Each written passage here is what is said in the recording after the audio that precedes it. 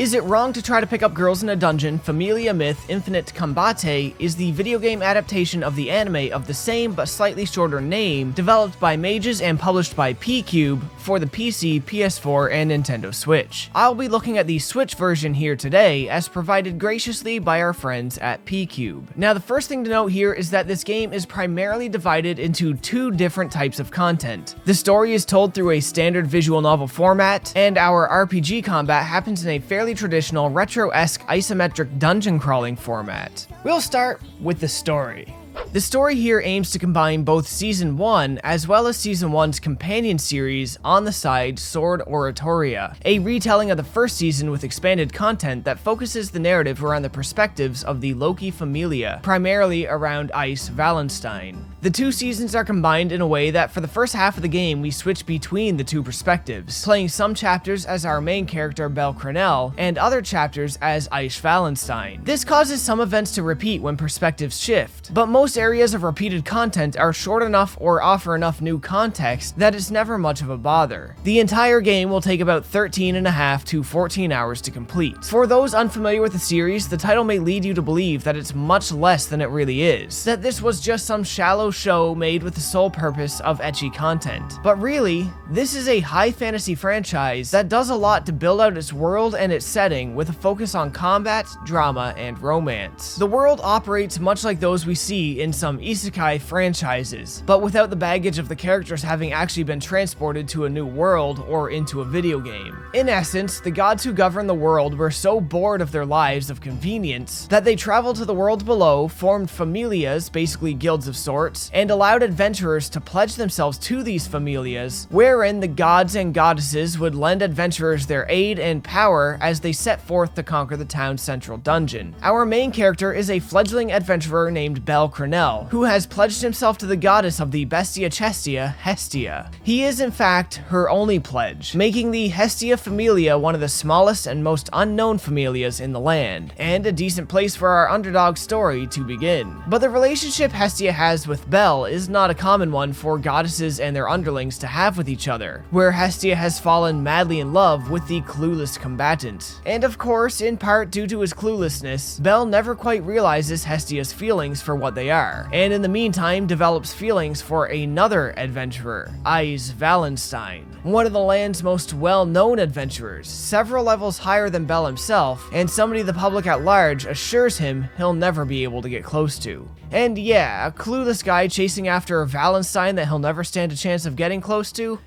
That's a little bit relatable. From here on out, Belle vows to get stronger and conquer the dungeon, so that he may stand a better chance of impressing the girl he loves and idolizes, while Hestia cheers him on from the sidelines, trying her best to steer him in a direction that will bring him closer to her. That's about where the main plot lands, but it does well to give purpose to an adventure that will take us through several floors of the dungeon, encourage us to chase higher powers, and meet lots of new fun and interesting characters along the way. As an adaptation, most of this follows the anime to a T, though there are scenes here and there where they expand in bits and pieces, and other areas where they cut down the runtime. The pace mostly works, but towards the end it does start to feel like things were jumping around a bit. And for people who maybe never seen the show or read the manga, these parts might be a bit hard to keep up with. For people who have seen the show, if you still remember it well, this may feel like an exercise in redundancy. About the biggest reason fans have for jumping in here is just to have another way or another excuse to spend time with this cast and in this universe, and maybe to see how the two seasons are supposed to play out chronologically without doing the legwork and rearranging the episodes yourself. That's not to say that there isn't a good deal of new content, but over the course of the main story you'll see very little of it, but we'll touch more on that later. Overall, in terms of the story and characters, it's not bad. The original show and characters were already fantastic, and they're recreated very well here, with even the original voice actors returning to fulfill their roles. Now, the story succeeded easily, and this was to be expected because the source material was so strong. Yet the source material also makes it easy to expect that a game adaptation would have good gameplay. I mean, it's already built into the world and the story, but sadly, things don't quite go as expected here. Maybe we should start by addressing the elephant in the room. No, not that elephant. Yeah, that one. The low-res, low-quality elephant. Before we can even start playing, we have to come to grips with how this game looks. And to me, this looks like an early, budget 3DS game, and it definitely sounds like one too.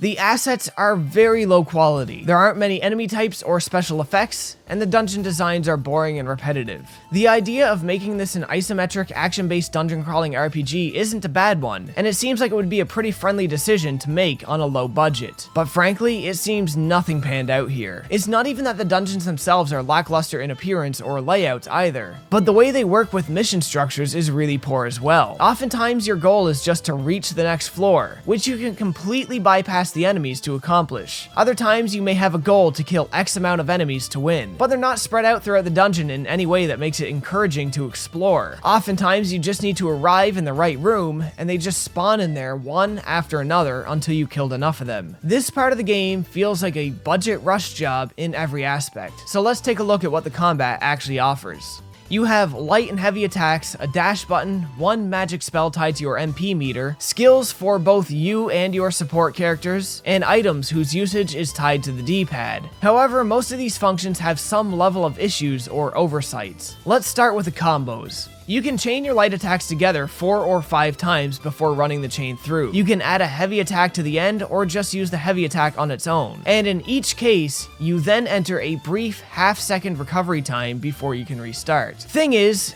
there is no recovery animation at all. Your character just comes to a complete and utter standstill, and it just feels really unintuitive and looks illogical, breaking the immersion of combat. You never get longer combos or more moves to work with. And you might think, hey, that's not so much of a problem. You do get to play as a different character for some missions, so there should be some amount of variety, right? Well, no, not really. Eyes plays exactly the same, right down to her special skill. When this meter here is charged, you can press L1 and R1 at the same time to activate your skill, which for both main characters is just a powered up state that gives you a 100% critical hit rate. A nice bonus to make combat easier, but one that is ultimately broken as well. There's no cooldown for this skill at all, so if you use it to take out a mob of enemies, through the course of taking them down, you will have charged it back up to full 9 times out of 10, which ultimately means 90% of the time you will have a 100% critical attack rate. 60% of the time,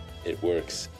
Every time. Your magic attacks are limited to only firebolt, as is consistent with the anime up to that point. This is tied to the MP meter and doesn't really have any major drawbacks, but it's simply just not that useful. Since you have no shield or any way to block an attack, your dash is your only evasive maneuver, and when using your dash from a standstill, it works as a backstep. Unfortunately, this suffers the same recovery issue your combos do. After using a dash or a backstep to escape an enemy, you come to a complete half-second standstill, which grants the enemies just enough time to close that gap you formed between them, ultimately rendering your evasion skills useless more than half the time. This is made worse by enemies having completely ridiculous and inconsistent attack boxes. Some enemies, it seems, no matter what direction they're facing, can still strike you, though other enemies, if you simply get behind them, you can completely stunlock them as their turnaround speed is so slow that they cannot reorient to target you between your attacks. It's really just an inconsistent mess. As you complete dungeons, you gain stat increases and also skill points, which you can take to Hestia to gain further stat increases in categories that you control. This skill chart isn't a bad addition, but what it ultimately decides is whether or not you'll become overpowered. For the start of the game, I felt weak as hell, and combat being what it is, I felt compelled to just cheese the game's optional practice dungeons by simply avoiding all the enemies and beelining for the exit. But once I leveled up a few times, I was completely overpowered until the post-game. Since the dash mechanic is inconsistent at evading enemies, we do have a semi-RNG evasion mechanic that you can buy into on the skill chart, but the way it works becomes an annoying detriment to your controls. Now, I could be wrong about how this works exactly, but I couldn't reason out another answer for this, so just try wrapping your head around this next weird issue. Boosting your evasion skill doesn't just cause enemies to sometimes miss, nor does it increase the reliability of your dashes. Rather, what it seems to do to me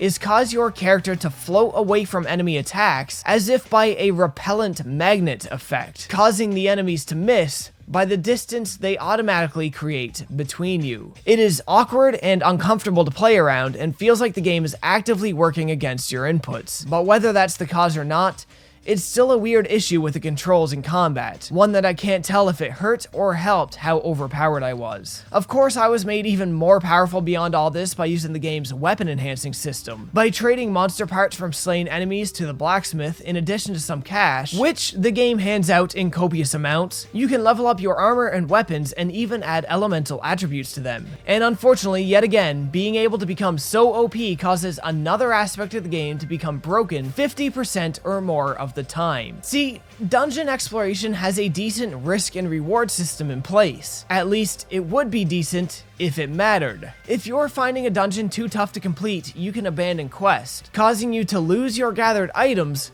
but keep your gathered skill points. But if the quest is simply just to reach the end, you can just avoid all the enemies and bypass the system altogether. If the enemies can be cheesed or you're overpowered, which is often the case, then this is something you never need to concern yourself with anyway. I will say that I did lose a handful of time against some of the bosses, but even losing all of my ability to heal through a few back-to-back game overs there, I still found it rather easy to just learn the boss's attack patterns and weave in and out of them, able to beat them without needing to heal or even so much as getting hit at all. And these bosses?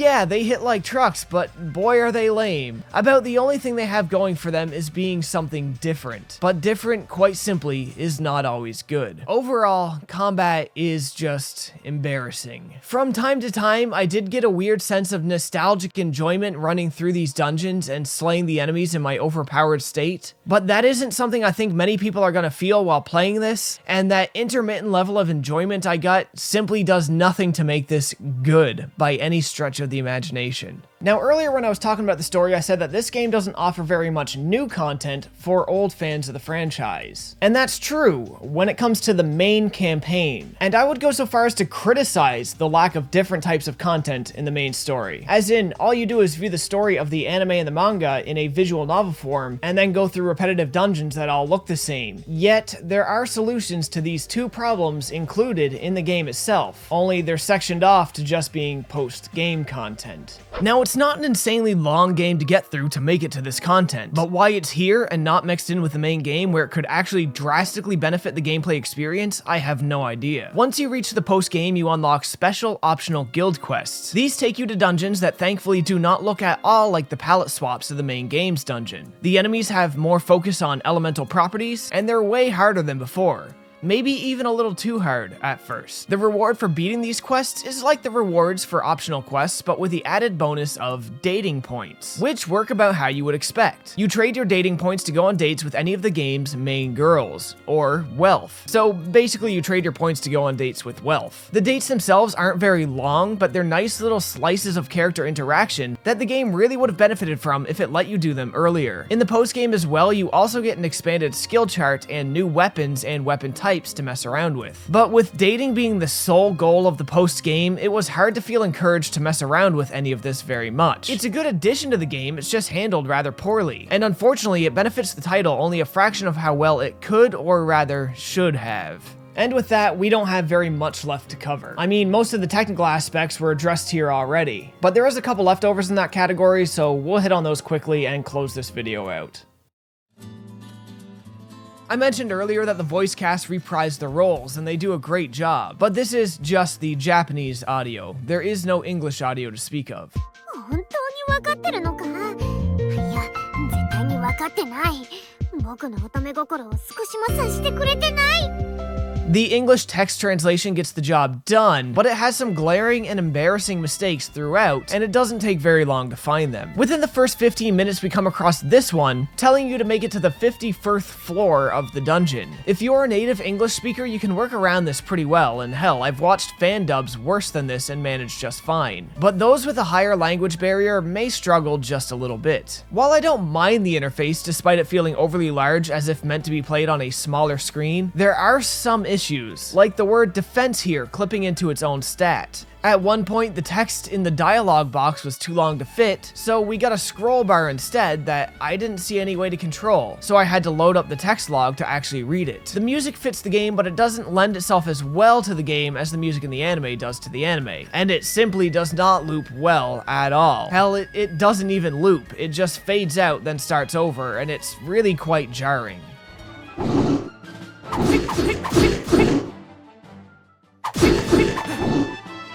We already covered the sound effects and how pretty awful they are, and the graphics in the combat sections, which are also pretty awful. But outside of that, the 2D art for the visual novel segments is really good. It's at least on par with the show, and it really just looks like it was lifted straight out of it. And for the curious, I strongly doubt that this game has been censored. Pqube, so far as I know, is pretty firmly against that. And hey, Iz's under shot made it in, so I'll take that as my sign. Yeah, her armor's kind of stupid, isn't it?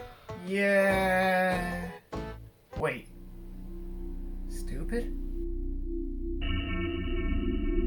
Yeah! So that about does it. That's about what you can expect from How to Train Your Girls you picked up in a dungeon. On the visual novel side of things, it's a fun enough adventure, but if any part of you is looking forward to the gameplay, you may want to leave your expectations at the door. Or maybe not even your own door, that's pretty close to home. You might want to drive down the street a bit and leave them on somebody else's door. Overall, I didn't hate my time here by any stretch, no matter how lousy the execution was in some areas. The characters really carried me along, and the game itself and the gameplay segments were mostly short enough that it never actually got under my skin despite how bad it really plays. It's not going to be for everybody, that's for sure, and it's going to have a tough time finding an audience among newcomers to the franchise or even the returning fans. It is a game that was made on a budget, and it's at least a budget price. In Canada, this launched at around $45 on Steam, which is at least $34 below standard market value here. And if that's too rich for you and you would rather wait for a sale, Pqube sometimes mark things down a hefty amount. Hell, they put Kododama down to $1 on the 1-year anniversary of its release. Pqube is good people. And that's all I'm gonna say on, is it wrong to try to pick up girls in a dungeon, go on a date, blow them off, then awkwardly cross paths with them in a crowded subway, try to pretend that you don't know who they are or what you're talking about, Sharon? You must have me mistaken for somebody else. Please, just leave me alone. Familia Myth Infinite Combate. If you guys like this video, you know the deal. Like, comment, subscribe, and share the video if you can.